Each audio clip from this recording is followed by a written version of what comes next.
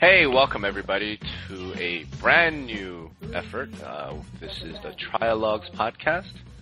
This is Rob Hahn, also known as Notorious Rob. And with me, we've got Gaylord DeWalt and Matthew Shadbolt. Matthew, how are you doing? Good, Rob. How are you today? Oh, not too bad. It's lovely, sunny, and delightfully filled with bugs here in Houston. How are things up in New York City? Yeah, it's bright and windy here. I think the wind is still rushing through the city from the space shuttle blowing by this morning. So all very exciting. And Gaylord, are you up there in the mountains of New Hampshire? Yeah. Or where? Yeah. I'm up in Vermont. You always swap me across the river into New Hampshire. Yeah, I do. Totally, I don't know totally why. different. I think you just wish that I was over on that side of the river. You know, it's good up here. Although I think we're going to get a hard freeze tonight, man. So it's cold. Hard freeze. And I'm staring at 90 degrees weather. You're talking about freezing. Yeah. You can keep your bugs though, as far as I'm concerned. You can keep them. So, I mean, I think everyone who's potentially going to listen to this knows, who we are, what we do.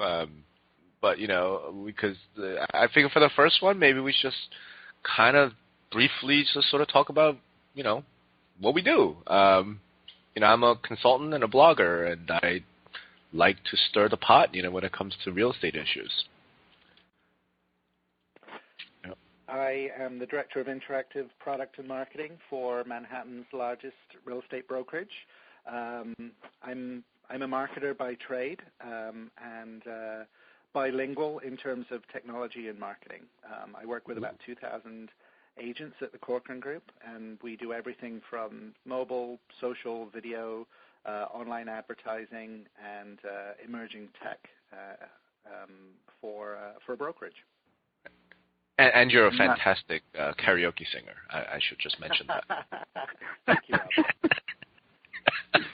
Rob. That's awesome. I'm Gaylord, and I'm the president and janitor of Thought Faucet. I do strategic content, a lot of web analytics and geeky stuff, usually involving marketing and some other interesting stuff as well. Right on. Write a column at In the News, and write it and speak and do all that stuff too. So. Right on.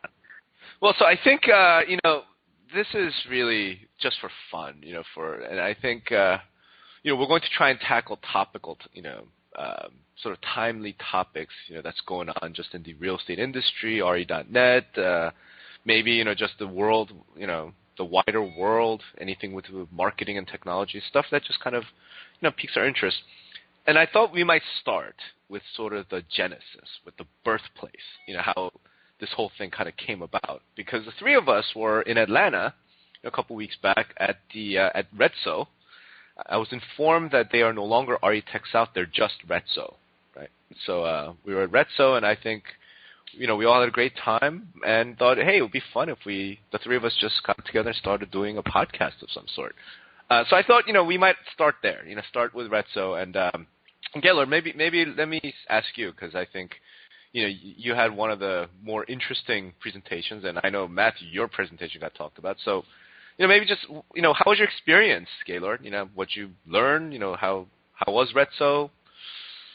Yeah, so RETSO's, it's always like a great conference for me to go to, because I kind of view it like old home days for the consultants and everybody in the industry. It's kind of like everybody just converges on Duluth, Georgia. Don't believe the press. It's not in Atlanta. It's nowhere near Atlanta. Yeah, it's in Atlanta the way the New York Jets are in New York. Yeah, exactly, right? So it's like it's kind of funny that way, but it's like everybody's kind of stuck there, so it's fun as well. It's like you're all stranded in this town. But the things, there were two things that really kind of came to the fore for me, and one was that so many people, myself included, I guess, were talking about the parts of technology and marketing that aren't the technology, like the strategy pieces and the thinking about what your business really is pieces, like all the things that ideally are in place before you start pressing buttons on a computer. And that was really refreshing to hear that from a variety of perspectives. So it wasn't just a lot of like technology rah rah rah. And then the other one was there was a lot of people talking about things that they were learning from outside the industry.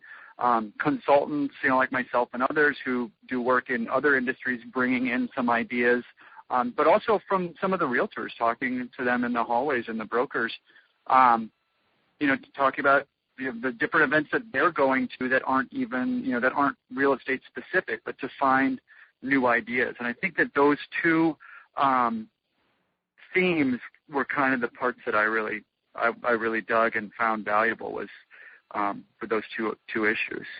Yeah, no, I definitely, I think the way it was described as RETSO is the anti-technology conference, right? I mean, the theme was very obvious. Matthew, what about you? I mean, what was your big takeaway? Yeah, I mean, I sort of echo Gaylor's sentiment. My knowledge and understanding of real estate conferences is actually incredibly limited. I've never been to NAR or anything like that, and my only experience of real estate conferences really at all has been the Connect events in New York and San Francisco. So this is my first RETSO, and one of the things that was incredibly refreshing for me was that there was a really, really strong focus on doing. Not, less talk, more do. And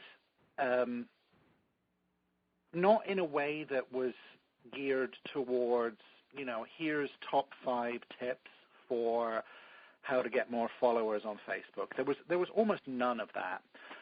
It was more concrete, actionable ways of thinking about problems. And one of the huge things for me about the conference was that I actually felt like I was actually there with my peers, as opposed to a sort of scattering of people across the industry. I actually felt like I was in a room full of people who understand what I do, and I do what they do. Yeah, I actually felt a very, very strong sense of community there from my first visit. And I think what Gaylord says about this idea of what happens before the technology comes in. A lot of people sort of characterize that, I think, as strategy or some kind of tactical thinking approach. And I think that that's true, but I think one of the things that I took away from RETSO that's a little bit different from that is more geared towards the consequences of using this type of technology. What is going to happen if you start to embrace it this particular way? And I think Jeff Turner spoke very well on that particular subject. Is that this kind of stuff can really kind of make or break your business, and if you just sort of charge in blindly, it can actually have very, very severe consequences, not only for you personally but also for your business. And it just and that was your topic too, right? That was also that was your topic. Yeah, I mean, my topic was that same thing, but from more of a kind of chemical and biological aspect, in terms of bringing in. Like Gaylor said again, like more of the stuff from outside, but from the medical field or the psychology field. And I think what we're starting to see is that real estate professionals are starting to embrace other verticals in order to try and differentiate themselves either to their customers or from their competitors. And I think that that's a really interesting thing that you don't really see at other real estate conferences. Is a chef on stage talking about, customer service. Like that I've seen that happen at Connect, but I never really saw it for that with that sort of power that Maura Neal brought to the stage in RETSO, or what Brian Copeland did with his viral presentation. Or the kinds of things that Mark Davison talked about. Like this whole idea of bringing in expertise from outside of the industry to solve the industry's problems, I think is actually very, very inspiring and it's very verb-driven. You go away with all these action items, and as a result, I thought it was really great. I mean, I came away absolutely exhausted, but with a head full of things that we wanted to do. So it was a very positive experience for me. So, obviously, yeah, I want to follow up on that because I guess I don't know. Maybe I'm the curmudgeon of the group, which I guess wouldn't surprise anybody. But Retso's always great, right? I mean, Brad, Mike, and Ben and their whole team, they do such a great job. And we're giving them like all this free promo right now. Hey, everybody, go to next year's Retso because it'll be awesome. But at the same time, I guess for me, the biggest takeaway really was how tired and how boring, if you will, the technology conversation is, right? In other words, I totally agree with everything you guys said, that, this was the sort of anti-technology conference. I think there were really great conversations that were happening. I think there were action items that people were taking away, and it was about doing and actually making a difference in people's business. But at the same time, I can't help myself. I can't help but sort of reflect back to, I don't know, my first Connect, maybe, when was it, like 2006, maybe, 2007, when it just felt like there was this buzz, there was this technology, all this innovation, all this new stuff, that was coming onto the scene, and all the possibilities of what it meant. I feel like that was just absent, right? So, I don't think it was, it's not Retso. I mean, it's a conference. They're not a technology company. It's not them. It's not their job to go produce, cool, innovative, new things. But I do feel like, for whatever reason, I've been feeling this for a little bit of time, actually. We just haven't seen anything really, interesting, right? I mean, we just haven't seen anything on the technology, so which is why I feel like we have to talk about other things. Am I wrong about that? No, I think you're onto it. Some of it is that, we've been at this for a while. Like, the web has been around since, dirt at this point. And right. There's a number of different kind of systemic stuff within the real estate industry about how data and marketing and everything can happen. And so there are technology issues that people run into, and there are policy issues that people run into. But some of it's like it's getting maybe dull or faded in it, just because people it's not new anymore. Like, this idea of technology or whatever, it's not new, and because it's plain old been around for a while. So it's right. Some of that's just us, right? We're getting old, man. Like, we've been solving these problems for 6 years. We've been around the scene too long. Yeah, exactly. I think if you compare the pace at which technological progress happens within the real estate industry compared to the pace of other industries, and if you follow, what's going on in the social world, in the startup world, and things with photo and video and things like that, the pace is glacial in comparison in terms of actual progress. Right. I don't know that that's true. I don't know if that's true, Matthew. Like, hold on. Versus startups, yeah, but versus other established old industries, I don't think it's any slower. Here's the example that I would choose. If the most sort of spectacular type of technology presented at a conference like that is basically, augmented reality on the iPad, that's the one that gets the oohs and the ahs. I mean, this is I think what Rob's point is that it isn't really that exciting. That type of technology has been around for many, many years. And I'm not suggesting, Gaylord, that the pace should be the same as in the startup world, and I'm not suggesting that the real estate industry should maintain pace with what gets posted on TechCrunch every day. But I think that the speed at which genuine technological change is happening is considerably slower and leads to a climate whereby we look outside of our own industry at other technologies and other approaches. And I think that's what I felt at Retso. And I think that there are exciting startups in the real estate industry. That's not to downplay the startup world, but sure. I don't see don't see a lot of those startups solving actual problems in a new way through new technology. They tend to be solving old problems in a social way. It's sort of, and we were discussing this at Retso. It's like you need a blank strategy for realtors, and it's right, and it's very much framed by it's the Instagram for realtors, it's Pinterest for realtors, and there's this sort of social borrowing of things that are exciting, but for the real estate industry. And as soon as you put for realtors or for the real estate industry, it already starts to have this sort of almost negative perception. A layer of dust settles over it. There's a layer of dust that accumulates on that sentence as you're in the middle of you saying it. And I think, and I think, in many ways that this idea of looking outside of the industry for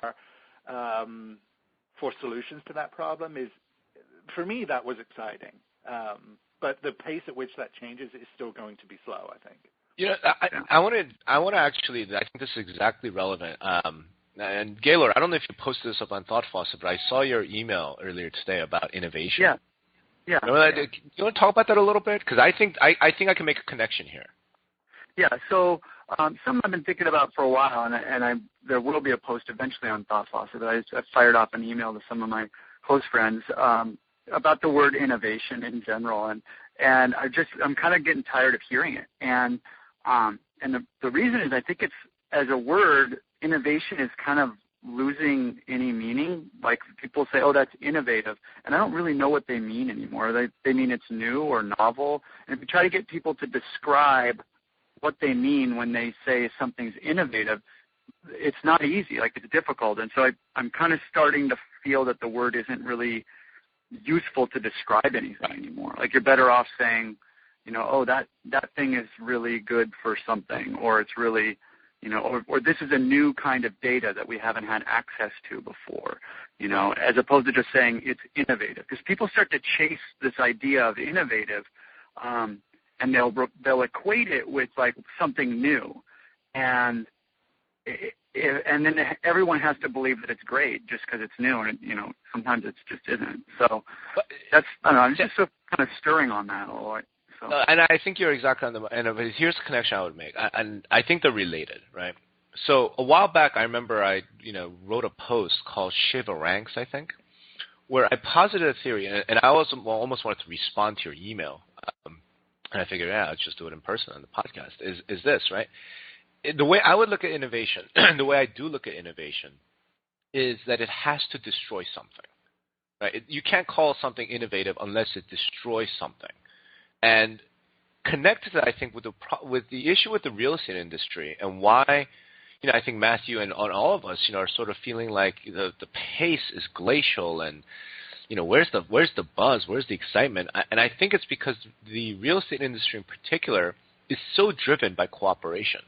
I mean, you hear it described as it's very political or it's whatever, but the basic, if you look at the basic way that the real estate industry works, is you have a listing agent, right, who needs to have a buyer's agent bring them a customer, otherwise there's no business. I feel like that is at the heart of, why so-called quote-unquote innovations in real estate they really do tend not to be disruptive, right? No matter how much you say something is disruptive, the way I look at it is, unless you're going to put somebody or a sector of industry or something out of business, unless you're going to destroy something, you can't really say that it's innovative.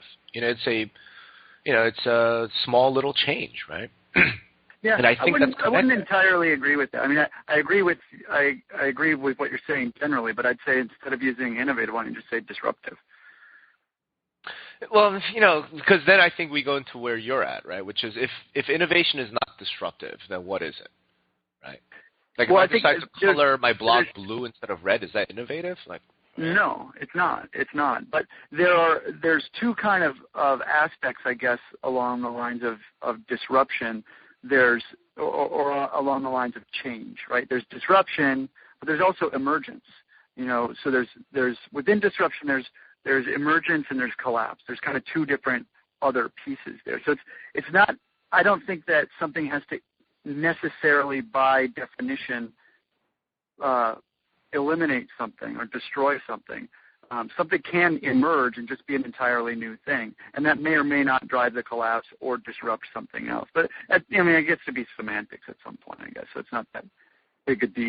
But the way I look, so let me actually then ask Gaylord. Is there an example of emergent technology or emergent innovation or emergent whatever in real estate that it could point at and say this didn't destroy anything, it didn't disrupt anything, but it emerged? I think the problem with innovation in general and real estate is a lack of interesting or new business models. I think, I guess there's like Redfin and some of these others that are coming in, but I think it's the business models in there. I have a suspicion that Matthew Shadwell has something to say that's relevant or not relevant to this topic. He's been awfully quiet. Well, I'm just listening and planning a response here. I think that this idea of innovation is a much abused term, especially in real estate journalism. And I think that every single day there's a post about something that is being heralded as innovative, and it might also be being positioned as disruptive, or a game changer. That's another phrase. I love that, game changer. A game changer, which I have no idea really what that means, but I think that it's such an abused term that in many ways we've become almost numb to it, and to the point where Gaylord is actually struggling to even understand what it means. Right. It's so distilled. It's so distilled as a descriptor that it actually has started to lose its meaning. And I'm actually interested in coming at this idea of sort of true innovation, sort of in the middle of where you guys are talking about. Where I think, Rob, you see disruption and destruction. I think I'm interested in innovation to build things from the creative aspect, right? And innovation out of solving problems that answer new. They actually create new types of business models, to Gaylord's point. And Gaylord makes a good point. There aren't really many of those types of things happening in our industry. I mean, there's lots of people that propose different business models, and we hear about that primarily focused on branding conversations and around marketing, which is a different type of thing from a business model, I think. And in many ways, let me respond real quick. We have to be more realistic about what is actually going on, I think. But let me actually respond to this, because I think I need to maybe refine my position here. I'm not saying that innovation is merely destructive, right? I mean, I'm drawing my definition of innovation from the whole notion of creative destruction, right? Which is supposedly the way that capitalism works, right? When somebody comes out with something better, a better mousetrap is invented, the old companies that were producing the crappy mousetraps, they go out of business, right? Yeah, but that doesn't actually work. Like in the same regard that like we have movies, but we still go to the theater. We have television, but we still listen to the radio. We have the internet, but we still watch television. We still have printed books. So it's not that things entirely go away. It's not that they're eliminated. Yeah, okay. I mean, I think we can. Here's my take on it. I think we can actually point to examples where things do entirely go away. Yeah, right? certainly could. Yeah. Buggy whips entirely went away when the automobile, that came along, right? Something like media. Things to coexist still.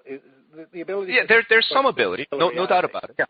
Yeah, no doubt about it. I mean, to Gaylord's point, it's not like television, destroyed radio and there's no more radio. I mean, we still have radio, right?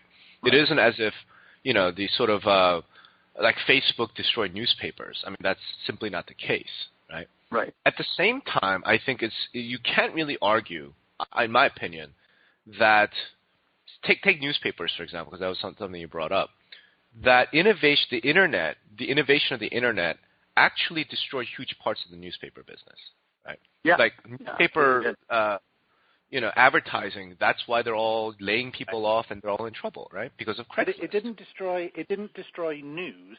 It destroyed No. classified advertising that Correct. was usually housed in newspapers. Correct. It threatened the business model, is what I'm saying. Right, but And I look at real estate, right? Reporting. So when I bring it back to real estate, I'm looking at, okay, let's think about all of the innovation, and to Matthew's point, he's right. I mean, fact of the matter is part of the reason why we're feeling this way is because, damn near everything is innovative, game-changing, and disruptive, right?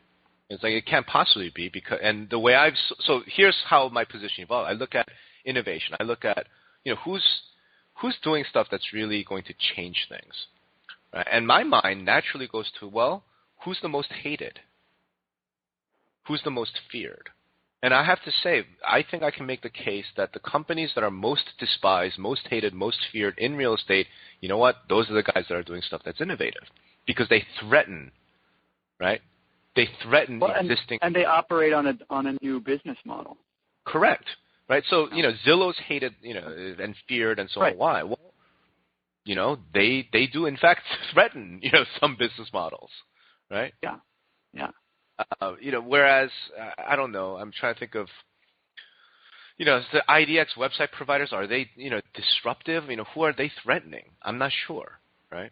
Right. I'm not you're exactly right, Rob. I mean, some more effective way of streamlining my Facebook posts throughout the week is not disruptive to the industry. No. And as a result, you could make the choice. You could make the very strong argument that is not actually the innovation that it is positioned as.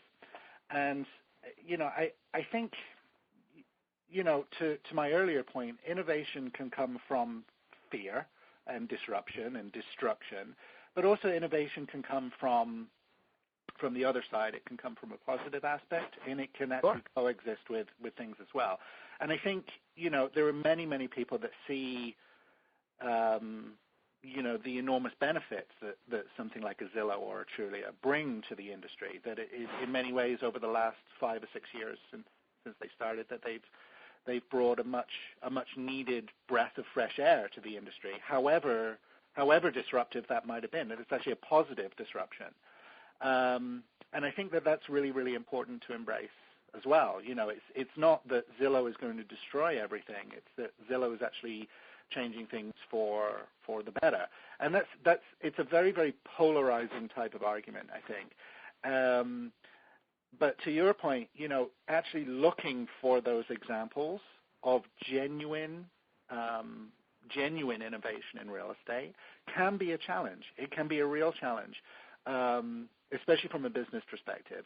I think we could all probably point to examples in marketing and branding and, somebody did something cool on Twitter or whatever it is. But that's really kind of not what we're talking about here. We're talking about actual change, which isn't really fueled by chit-chat on Facebook, I think.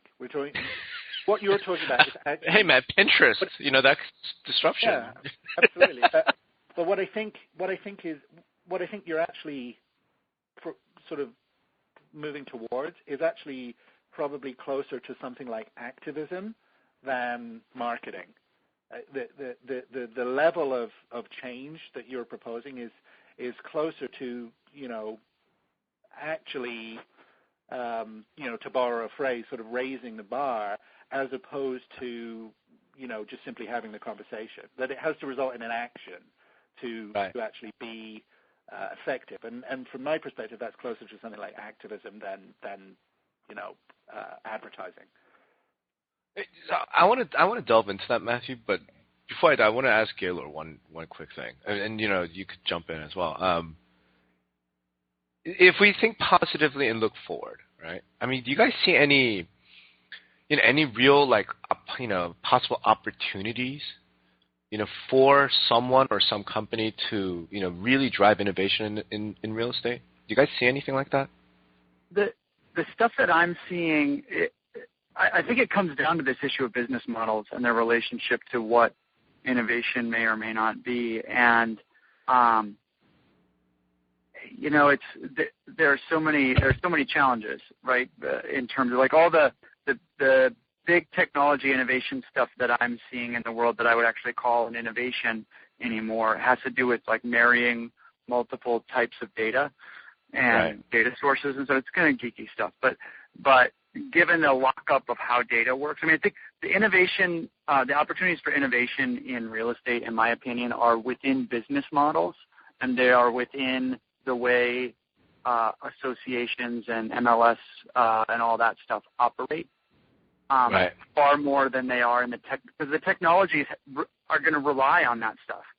The technology is going to need to get its data from somewhere. It's going to need to get its customers from somewhere. And any kind of technology that's focused on, streamlining your social media updates, that's like commodity technology. Anybody could buy it, and that advantage is lost. There's nothing strategic in it, other than having the $15 a month to subscribe. So it's raising the bar in terms of how much money per month you have to spend to keep up with phones. But so I think that the real opportunities are for the business leaders. I don't think it's at the technology level. It's at the business leadership level. Here's what I'm really now fascinated by, and I don't, let's see if we can't, at least take a stab at trying to see what we think about this. I honestly, until you guys just, brought up those three words, raise the bar, I didn't think that I would have a new way of thinking about that topic, but now I do, because, this podcast is awesome. So here's a question, and, you guys both kind of mentioned raise the bar, it's more an activist, more of a business model thing. So here's the question. Okay. If we posit, no, you know what? Forget the posit. Let me just ask the question, and you guys could just kind of jump in. Is Raise the Bar movement innovative or conservative? I think it's absolutely conservative. Okay. Absolutely Why? conservative. Why do you think it's conservative? Well, and I'll probably regret this because I don't have the data to back it up, but if we were to assume a world in which it was challenging for a real estate agent, like a business environment in which it was challenging to be a real estate agent, and there were suddenly going to be a lot less of them, we could divide them maybe into three groups, right? There's people who are like top producers, and they're really selling a lot and they're doing well. And then in the middle, you have people who are competent and do a good job and make their living as real estate professionals. And then at the other end of the spectrum, you have people who do not so much business. They're like the part-time realtors. In a challenging environment, the people who are the best are probably still going to be the best because they obviously have got something figured out. And the people who are part-timers are going to remain part-timers because they don't need the money for survival. It's a part-time job by definition. So the people who are most at risk are the competent realtors in the middle, if it's challenging to be a real estate agent. And I sort of feel like the Raise the Bar movement, although it's the ideas are, it's a good idea. Everyone should be competent. That's, how could you? I can't be against that. That makes lots of sense.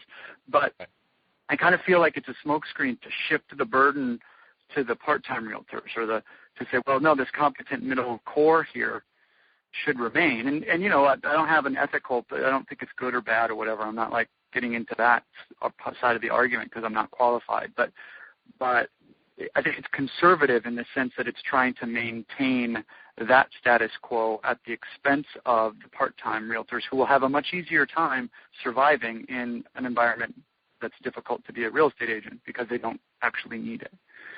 That's sort of my spiel. Matthew, what do you think? Is Raise the Bar innovative or conservative?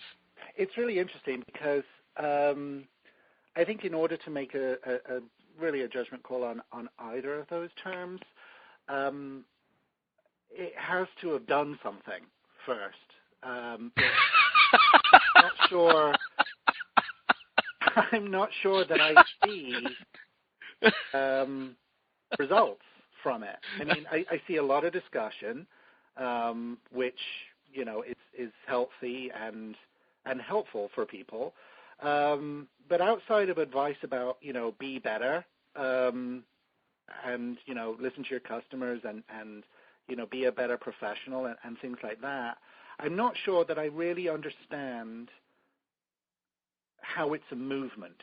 I think the word that I get hung up on there is movement, because I think the word movement is closer to the activism kind of thing that I described before, and describes some kind of momentum behind things like policy change or concrete actionable goals surrounding change, whether that's changing the entry requirements to be a realtor, to the Gaylord's point, to the point where there could potentially be a lot less real estate professionals. But outside of really, a number of conversations online, I think it has to start resulting in real world action. And until that happens, I'm not sure that you can either say it's innovative or conservative. I think it's just conversation. Well, and let me differ. Conversation on its own, outside of real world change isn't a movement. So I guess I would say conservative, but I don't think it's even really that. Well, so let me then. Here's where I would only differ. I completely agree that we haven't yet seen any real world impact, yet. I mean, it isn't as if that, conversation has coalesced into an actual proposal like we want NAR to lobby state real estate commissions to raise, it hasn't gotten to that step yet. If you end up having the goal of actually lobbying in a way that a political movement would, or genuine activism would, or even like something like Coney would, that we saw recently, or even I'm trying to think of other examples, something like SOPA, Occupy Wall Street. Like something where it like Rob says, like it coalesces sentiment into people doing things either for each other or doing things together. Right. I'm not sure that I really see that yet. Yeah, but I'm saying, okay, so I'm agreeing that it hasn't yet executed. It hasn't yet translated into action. However, I think you can still describe these, nascent sort of infant stage movements as inherently innovative or inherently conservative. And I think what Gaylord is saying is relatively straightforward. So I guess the way I'm kind of looking at this is, me being a right-wing Tea Party, Republican, I look at the Tea Party as being innovative because they seek to disrupt, they seek to destroy, they seek to change things. Whereas I look at Occupy as being inherently conservative because they want to maintain the system as it is. They just want to get more money out of, the rich or whatever it is. Right? And that might be a totally unfair characterization because, of my biases. But do you know what I mean? Like even movements or ideas or philosophies or principles, I think, can be inherently innovative or conservative, right? And if that's the case, then I think I would have to tend to agree with Gaylord that the overall Raise the Bar movement, overall Raise the Bar conversation, as yet hasn't taken the hasn't. I guess I have to say that it is inherently somewhat conservative, right? Because the whole thrust of it for me is, yeah, go ahead. Let me pose the question then, Rob. What would it take for them to take that step? What to take the action step or to become innovative?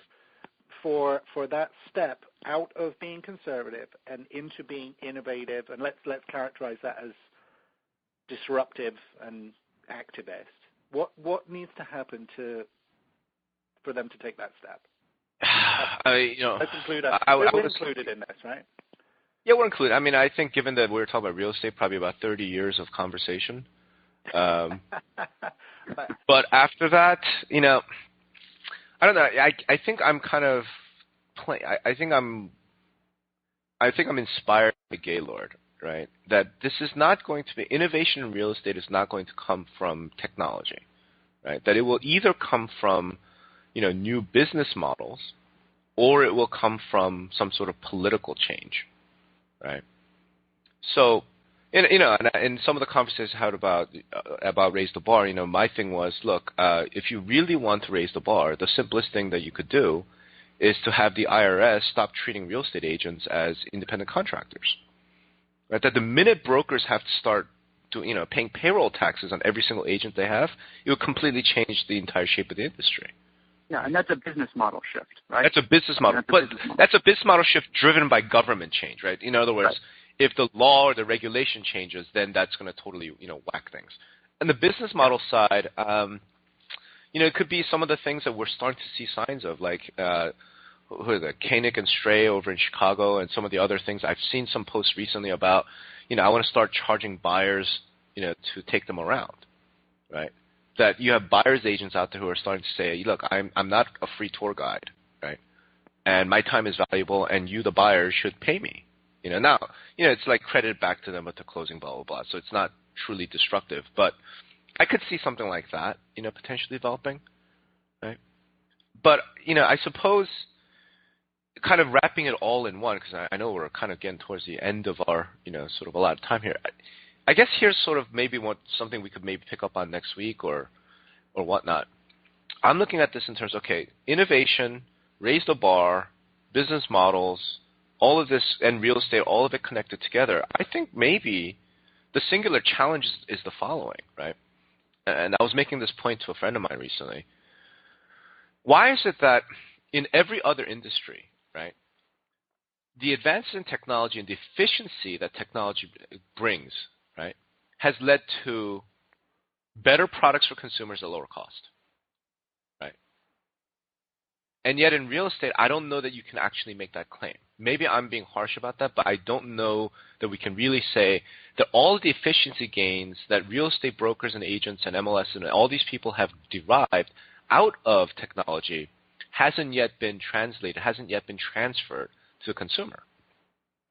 And my thinking is the company that figures out how to do that is truly disruptive, and they may then become the truly innovative ones. Does that make any sense?